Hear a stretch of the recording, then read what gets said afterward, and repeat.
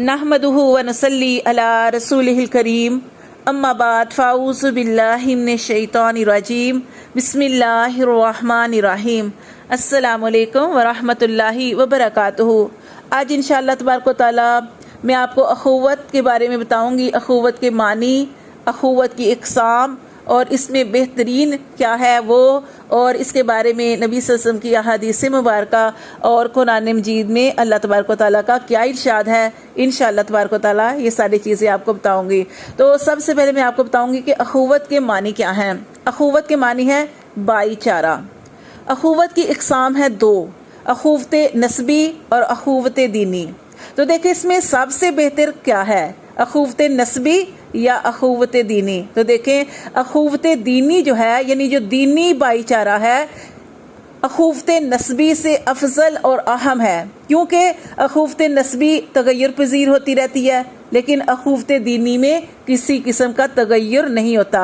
नबी सल्लल्लाहु अलैहि वसल्लम ने इरशाद फरमाया कि क़यामत के रोज़ हर एक का हस्ब व नसब मुनक़ती हो जाएगा सिवाय मेरे हस्ब व नसब के, और मेरा हस्ब व नसब दीनी है, मेरा हस्ब व नसब दीनी है।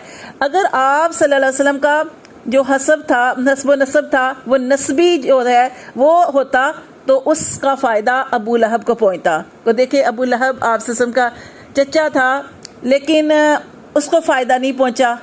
तो देखिए अल्लाह ताला ने कुरान मजीद में इरशाद फरमाया अल मोमिनून नफ्सिन वाहिद, कि मोमिन एक नफ्स की तरह हैं।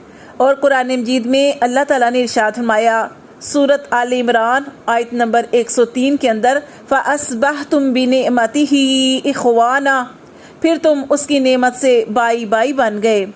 अखुवत हजूर सल्लल्लाहु अलैहि वसल्लम की सुन्नत है। हजूर सल्लल्लाहु अलैहि वसल्लम ने मुहाजिरीन और इंसार के दरमियान भाईचारा जो था वो कायम करवाया था। तो हज़रत जुरैद बिन अब्दुल्ला रज़ी अल्लाह तआला अन्हु साहबी हैं, वो कहते हैं कि रसूल सल्लल्लाहु अलैहि वसल्लम ने मुझसे 3 बातों पर बैत ली थी। एक ये कि नमाज कायम करो, ज़कात दो और हर मुसलमान के खैर खा रहो। इसी तरह हज़रत अब्दुल्ला बिन मसूद रज़ी अल्लाह तआला अन्हु फरमाते हैं कि नबी सल्लल्लाहु अलैहि वसल्लम ने इरशाद फरमाया कि मुसलमान को गाली देना फिस्क है और इससे जंग करना कुफ्र है। और हज़रत अबू हुरैरा रज़ी अल्लाह तआला अन्हु फरमाते हैं कि इरशाद नबवी है कि हर मुसलमान की जान व माल और इज़्ज़त व आबरू दूसरे मुसलमान के लिए हराम है। तो देखिए नबी सल्लल्लाहु अलैहि वसल्लम ने कितनी प्यारी बात इरशाद फरमाई कि हर मुसलमान की जान, माल और इज़्ज़त दूसरे मुसलमान के लिए हराम है। और आज अगर हम उस सुन्नत पर अमल करें तो यकीन करें यहाँ पे कोई कत्ल ना हो, जैसे कि कत्ल किए जाते हैं, मार दिया जाता है, और इसी तरह माल जो है दूसरे का वो जो है नाहक छीना जाता है, और इसी तरह दूसरे के इंसान की इज्जत पर हमला किया जाता है, किसी को जलील करना, रुस्वा करना, ये आम हमारा वतीरा है। तो देखें इस पर नबी सल्लल्लाहु अलैहि वसल्लम ने इरशाद फरमाया कि हर मुसलमान की जान व माल और इज़्ज़त व आबरू दूसरे मुसलमान के लिए हराम है। इसी तरह हज़रत अबू सईद खुदरी रज़ी अल्लाह तआला अन्हु और हज़रत अबू हुरैरा रज़ी अल्लाह तआला अन्हु फरमाते हैं कि आप सल्लल्लाहु अलैहि वसल्लम ने इरशाद फरमाया कि मुसलमान मुसलमान का भाई है, वो इस पर जुल्म नहीं करता और इसका साथ नहीं छोड़ता और इसकी तज़लील नहीं करता। और एक आदमी के लिए यही शर बहुत है कि वो अपने मुसलमान भाई को हकीर जाने। तो देखे किसी को हकीर भी नहीं जानना। हज़रत सहल बिन साद सादी रज़ी अल्लाह तआला अन्हु आप सल्लल्लाहु अलैहि वसल्लम का इरशाद नकल फरमाते हैं कि अहले ईमान के साथ एक मोमन का ताल्लुक वैसे ही है जैसे सर के साथ जिस्म का ताल्लुक होता है। और एक और हदीस में आप सल्लल्लाहु अलैहि वसल्लम ने इरशाद फरमाया मोमन एक दूसरे के लिए एक दीवार की ईंटों की तरह है कि ये हर एक दूसरे से तकवीयत पाता है। और तफसीर इब्ने कसीर में सही हदीस में है कि जब कोई मुसलमान अपने गैर हाज़िर भाई मुसलमान के लिए इसकी पसे पुश्त दुआ करता है, उसके पीछे दुआ करता है, तो फरिश्ता कहता है आमीन आमीन। इंसान को चाहिए कि दूसरे हर इंसान को अपने बराबर का इंसान समझे, यानी किसी को हकीर ना जाने। देखें इतना प्यारा वाक़या है कि अल्लाह तबारक व तआला ने जब मूसा अलैहिस्सलाम को नबूवत देनी थी तो अल्लाह तबारक व तआला ने मूसा अलैहिस्सलाम से फरमाया कि ए मूसा जाओ और अपने से हकीर चीज़ जो है उसको ढूंढ के लाओ। موسیٰ علیہ السلام جو تھے وہ واپس آئے تو وہ اللہ تعالیٰ نے فرمایا کہ اے موسیٰ کیا لے کے آئے ہو؟ تو موسیٰ علیہ السلام نے بڑی پیاری بات ارشاد فرمائی. انہوں نے کہا اے اللہ سارا کچھ جو ہے تلاش کیا، ہر جگہ گھوما، لیکن اے اللہ اپنے سے زیادہ حقیر کسی کو بھی نہیں پایا. تو اللہ تبارک و تعالیٰ نے اتنی پیاری بات ارشاد فرمائی. اللہ تبارک و تعالیٰ بھی چن لیتے ہیں نا، خاص کر لیتے ہیں. اللہ تبارک و تعالیٰ جس کے اندر عاجزی ہوتی ہے اسی کو بلندی عطا فرماتے ہیں. تو اللہ تبارک و تعالیٰ نے ارشاد فرمایا اے موسیٰ آج اگر تم بکری کا کھر بھی لے آتے نا، آج اگر تم بکری کا کھر بھی لے آتے تو تمہیں کبھی بھی میں نبوت نہ دیتا. تو اللہ تبارک و تعالیٰ نے سبحان اللہ کہ موسیٰ علیہ السلام کو نبوت عطا فرمائی اور موسیٰ علیہ السلام کو اللہ نے نبی بنایا اور نبی. اور دیکھیں وہ کیا کہتے ہیں کہ اے اللہ اپنے سے زیادہ حقیر کسی کو بھی نہیں پایا.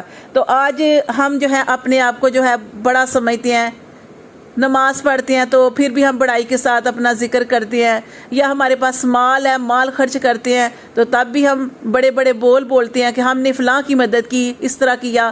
یعنی ہر کام میں اپنے آپ کو بڑا جانتے ہیں، حالانکہ بڑا تو اللہ ہی کی ذات ہے، بڑی تو اللہ ہی کی ذات ہے.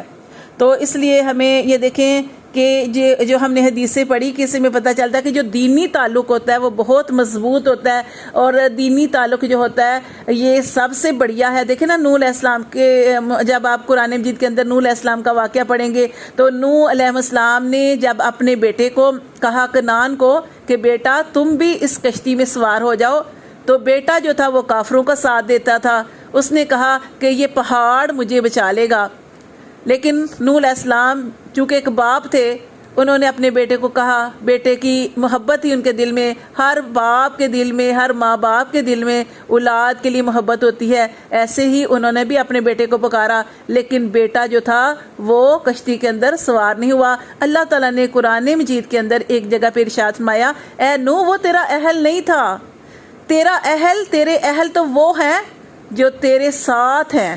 تو جو ایمان والوں کا تعلق ہوتا ہے آپس میں، دینی بہن بھائیوں کا تعلق، تو یہ بہت بڑا تعلق ہے. اور یہ وہی تعلق ہے کہ نبی صلی اللہ علیہ وسلم نے ایک حدیث کا مفہوم آپ کو بتا رہی ہوں کہ آپ صلی اللہ علیہ وسلم کی حدیث کا مفہوم ہے کہ آپ نے کیا ارشاد فرمایا کہ مختلف جگہ سے، مختلف گھروں سے، مختلف مقامات سے ایک مرکز پر جمع ہونے والے دین کی خاطر، ٹھیک ہے، دین کی خاطر ایک جگہ پر جمع ہونے والے کل اللہ تبارک و تعالیٰ کے عرش کے سائے کے نیچے ہوں گے، اور نہ وہ خوف ہوگا ان پر اور نہ وہ غمگین ہوں گے. اور اس دن وہ ایسا دن ہوگا کہ جس دن انبیاء کرام بھی خوف زدہ ہوں گے. کیوں؟ اس لیے کہ جتنا کسی کو اللہ تبارک و تعالیٰ بلندی عطا فرماتے ہیں اتنا ہی وہ عاجزی کرنے والا ہوتا ہے. اور نبی تو اپنی عاجزی کی وجہ سے جو ہے ان کو خوف ہوگا کہ آج اللہ تبارک و تعالیٰ پتہ نہیں کون سا معاملہ کریں گے. تو اللہ تبارک و تعالیٰ نے ارشاد فرمایا کہ جب نفسا نفسی کا عالم ہوگا، اور اس دن میں ایسے لوگوں کو جو دین کی خاطر اپنے گھروں سے نکلتے ہیں اور ایک مقام پر جمع ہوتے ہیں، میں ان کو اپنے